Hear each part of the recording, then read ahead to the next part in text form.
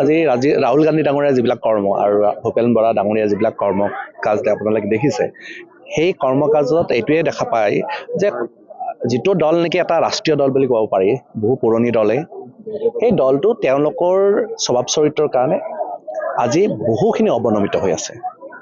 আজি এনেকুৱা ধৰণৰ যে যি বিগত যি নিৰ্বাচন, এতিয়াতো আমাৰ ৰাভা হাছং নিৰ্বাচনতো দেখিছোঁ যে কংগ্ৰেছ শূন্য, ডিমা হাছাং নিৰ্বাচনত কংগ্ৰেছ শূন্য, যিবিলাক নেকি ঠাইত কংগ্ৰেছৰ দুৰ্গ আছিলে তাত এখনো যদি আসন নাপায় এটা ৰাষ্ট্ৰীয় দলে, যি দলৰ নেকি আজি কেইদিনমান আগতে তেওঁলোকৰ চৰকাৰ আছিলে, সেইটো সঁচাকৈ অত্যন্ত দুৰ্ভাগ্যজনক, তেওঁলোকৰ কাৰণে দুৰ্ভাগ্যজনক বিষয়। কিন্তু অসমৰ ৰাইজৰ কাৰণে এইটো সুখৰ বিষয় যে যি দলে অসমক বহু বছৰ পিছুৱাই থৈ গ'ল, সেই দলটো অসমৰ ৰাইজে ইতিমধ্যে প্ৰত্যাখ্যান কৰিছে আৰু সেইটো কাৰণে আজি ধাৰাবাহিকভাৱে প্ৰত্যেকটা নিৰ্বাচনত তেওঁলোকে মুখ থেকেচা খাইছে। নিৰ্বাচনৰ প্ৰচাৰ আমাৰ ৰাভা সাহিত্য পৰিষদৰ যি নিৰ্বাচন 2 তাৰিখে হ'ব লগা আছে, তাত নিৰ্বাচনী প্ৰচাৰ আমাৰ তুংগত হৈ আছে। আপোনালোকে সকলোৱে জ্ঞাত যে প্ৰত্যেকখন সভা সমিতিত যথেষ্ট ৰাইজ আহি উপস্থিত হৈছে, স্বতঃস্ফূৰ্তভাৱে ওলাই আহিছে আৰু দেখা গৈছে যে আমি যিদৰে 34খন আসন আছে, এই 34খন আসনৰ ইতিমধ্যে 3খন আমি জয়যুক্ত হ'বলৈ সক্ষম হৈছোঁ আৰু বাকী যি 33খন আছে তাত অপ্ৰতিৰোধ্য আমাৰ ভাৰতীয় জনতা পাৰ্টি যৌথ সংগ্ৰাম, লগতে আমাৰ SGPৰ যি মিত্ৰতন্ত্ৰৰ যি প্ৰাৰ্থী প্ৰক্ষেপ কৰা হৈছে,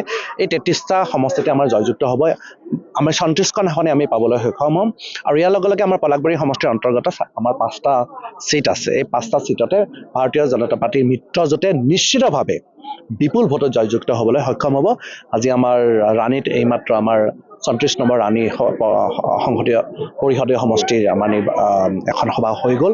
তাত আমাৰ টংকেশ্বৰ ৰাভা ডাঙৰীয়া উপস্থিত আছিলে, আমাৰ দলীয় কাৰ্যকৰ্তা সকলোৱে ইয়াতে উপস্থিত আছে আৰু যথেষ্ট উৎসাহিত দেখিছোঁ, ৰাইজ যথেষ্ট উৎসাহিত। অহা 2 তাৰিখে আপোনালোকে দেখিব যে ৰাইজ স্বতঃস্ফূৰ্তভাৱে ওলাই আহি আমাৰ মিত্ৰজোঁটৰ পক্ষত ভোট দিব আৰু 4 তাৰিখে আপোনালোকে ৰিজাল্ট দেখিব, আমি 34খন আসনৰ 34খন আসনে পাবলৈ আমি সক্ষম হ'ম। আজি ৰাহুল গান্ধী ডাঙৰীয়া যিবিলাক কৰ্ম আৰু ভূপেন বৰা ডাঙৰীয়া যিবিলাক কৰ্ম কাজ আপোনালোকে দেখিছে, সেই কৰ্ম কাজত এইটোৱে দেখা পায় যে যিটো দল নেকি এটা ৰাষ্ট্ৰীয় দল বুলি ক'ব পাৰি, বহু পুৰণি দলে, সেই দলটো তেওঁলোকৰ স্বভাৱ চৰিত্ৰৰ কাৰণে আজি বহুখিনি অৱনমিত হৈ আছে। আজি এনেকুৱা ধৰণৰ যে যি বিগত যি নিৰ্বাচন, এতিয়াতো আমাৰ ৰাভা হাছং নিৰ্বাচনতো দেখিছোঁ যে কংগ্ৰেছ শূন্য, ডিমা হাছাং নিৰ্বাচনত কংগ্ৰেছ শূন্য, যিবিলাক নেকি ঠাইত কংগ্ৰেছৰ দুৰ্গ আছিলে তাত এখনো যদি আসন নাপায় এটা ৰাষ্ট্ৰীয় দলে, যি দলৰ নেকি আজি কেইদিনমান আগতে তেওঁলোকৰ চৰকাৰ আছিলে, সেইটো সঁচাকৈ অত্যন্ত দুৰ্ভাগ্যজনক, তেওঁলোকৰ কাৰণে দুৰ্ভাগ্যজনক বিষয়। কিন্তু অসমৰ ৰাইজৰ কাৰণে এইটো সুখৰ বিষয় যে যি দলে অসমক বহু বছৰ পিছুৱাই থৈ গ'ল, সেই দলটো অসমৰ ৰাইজে ইতিমধ্যে প্ৰত্যাখ্যান কৰিছে আৰু সেইটো কাৰণে আজি ধাৰাবাহিকভাৱে প্ৰত্যেকটা নিৰ্বাচনত তেওঁলোকে মুখ থেকেচা খাইছে। নিৰ্বাচনৰ প্ৰচাৰ আমাৰ ৰাভা সাহিত্য পৰিষদৰ যি নিৰ্বাচন 2 তাৰিখে হ'ব লগা আছে, তাত নিৰ্বাচনী প্ৰচাৰ আমাৰ তুংগত হৈ আছে। আপোনালোকে সকলোৱে জ্ঞাত যে প্ৰত্যেকখন সভা সমিতিত যথেষ্ট ৰাইজ আহি উপস্থিত হৈছে, স্বতঃস্ফূৰ্তভাৱে ওলাই আহিছে আৰু দেখা গৈছে যে আমি যিদৰে 34খন আসন আছে, এই 34খন আসনৰ ইতিমধ্যে 3খন আমি জয়যুক্ত হ'বলৈ সক্ষম হৈছোঁ আৰু বাকী যি 33খন আছে তাত অপ্ৰতিৰোধ্য আমাৰ ভাৰতীয় জনতা পাৰ্টি যৌথ সংগ্ৰাম, লগতে আমাৰ SGPৰ যি মিত্ৰতন্ত্ৰৰ যি প্ৰাৰ্থী প্ৰক্ষেপ কৰা হৈছে, এই 33টা সমষ্টিতে আমাৰ জয়যুক্ত হ'ব।